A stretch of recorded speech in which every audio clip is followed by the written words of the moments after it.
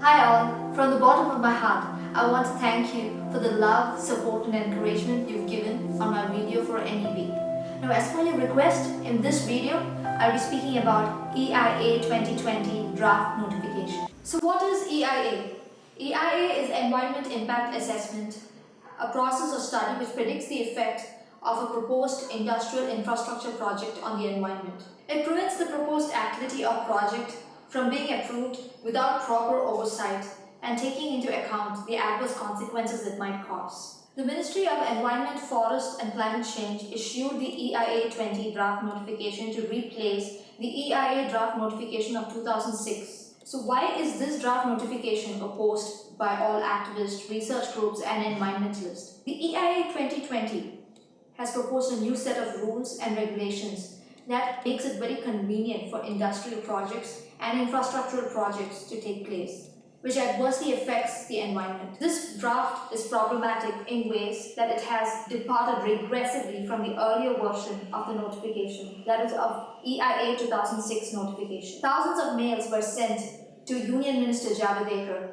requesting revocation of this draft notification. Now, why is this draft even more problematic? Now, EIA 2020 has been widely criticized because, according to this notification, in comparison to EIA 2006, gives projects permission directly, that is post facto clearance. This is why it's mostly criticized. EIA 2006 notification has certain impositions and prohibitions regarding undertaking of a project if it is not in accordance with the procedure as prescribed. Now, as we all know, in EIA notification, in the schedules, there are categories. Categories A, Category B1 and Category B2. Now, in these categories, properties are categorized based on the purpose of why they're being constructed. And these properties are subject to certain conditions and certain procedures before they are to be cleared for construction. In EIA 2006, the condition was that a project had to be given for examination to the Environment Impact Assessment Authority for assessment at the planning stage. But EIA 2020 says that this is not needed,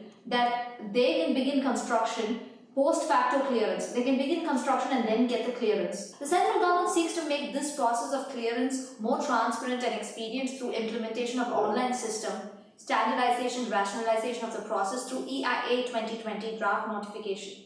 Now, this notification has not been finalized yet, but it will be published out in the official gazette after it is finalized. And we have been given an opportunity to express our feedback about this draft notification. Many activists, researchers and environmentalists have opposed EIA 2020 draft notification mainly because of this reason. Also, EIA 2020 draft notification has provisions which states that the details regarding the project will not be given to the public. What is this difference between EIA 2006 notification that makes it better than EIA draft notification 2020? In EIA 2006 notification that was issued on 14 September, the provision stated that every project that was to be undertaken had to be given to the appraisal committee for review. And if this project did not satisfy the standards and the conditions mentioned in EIA notification as per the procedure, it will be denied.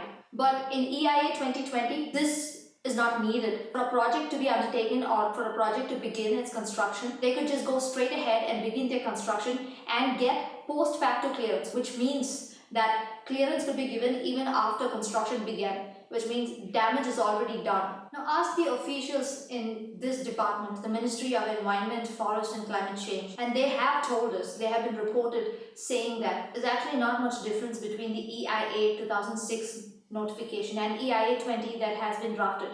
EIA 2006 had a lot of procedures in which a project had to go through before it was constructed.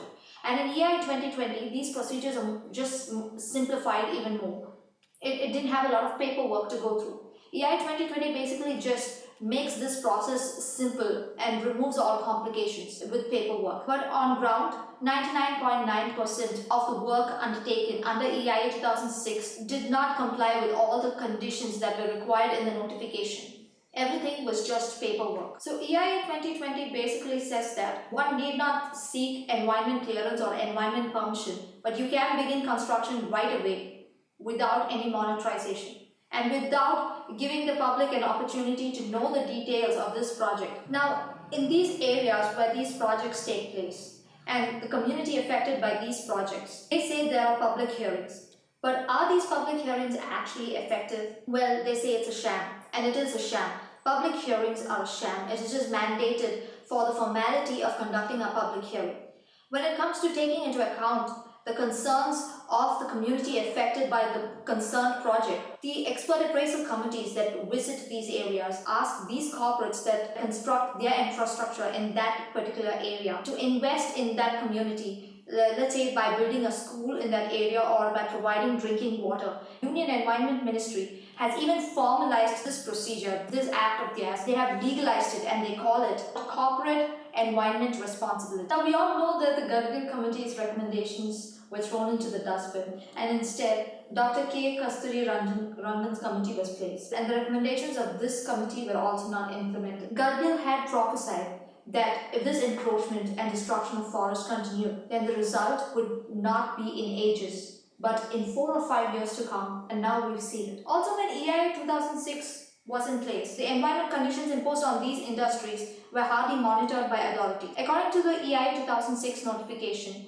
the industries had to submit a half-yearly report, environment assessment report, to the authorities, and these reports were self-certified by the industries themselves and submitted, and the conditions were hardly monitored by these authorities. And this, in EIA 2020, these half-yearly reports have been reduced to yearly reports. So basically what just happened was we just moved from bad to worse. So what I'm trying to say is EIA 2006 notification in itself was bad. It wasn't good enough to save the environment. It wasn't good enough in implementing its prohibitions. Also, EIA 2006 was amended 43 times, just so to water it down to suit the concerned industry's need of construction and setting up its construction in the so-called place. So what can we do then? If EIA 2006 wasn't good enough, if EIA 2020, let's just say it's worse, then what do we do about this whole situation? We can make a new EIA law. A law that is based on sound science, robust and transparent decision-making processes, takes into consideration the environment and community, and also reduces the investment risk by industries. Now, this kind of a law, which takes into account all these factors, will be a good EIA law. Now, the growing concerns of Bengalurians, the peripheral ring road. The peripheral ring road is a ring road that runs through almost most of the perimeter of the city, and it is also outside the outer ring road of Bangalore. Now, what is the need for constructing this peripheral ring road? Well, Bangalore Development Authority says that they are constructing the 65-kilometer long road, and initially it was said that around 34,000 trees will be felled for this process. Another growing concern, the Western Ghats. Now, the Western Ghats has been vulnerable to encroachments, destruction of forest, formation of human settlements, industries, and quarrying and mining. Now, all of this has resulted in landslides and floods, in which lives have been lost.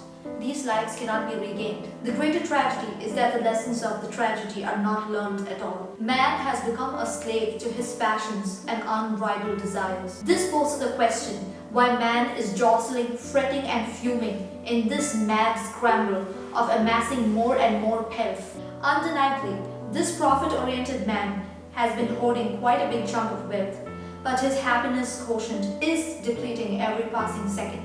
We have malls, we have railways, we have roads, we have canals and whatnot coming up. But the question is this enough? Tomorrow, will this bring us food? Will this keep us safe from natural calamities? Is the world coming to an end? Do we need to look at prophecies for this? No, just look at the number of trees being cut down. Let's not forget, man has enough for his need, but not for his greed. Please like, share and subscribe, and do comment because I love reading your comments. Don't forget to click the bell icon for more notifications.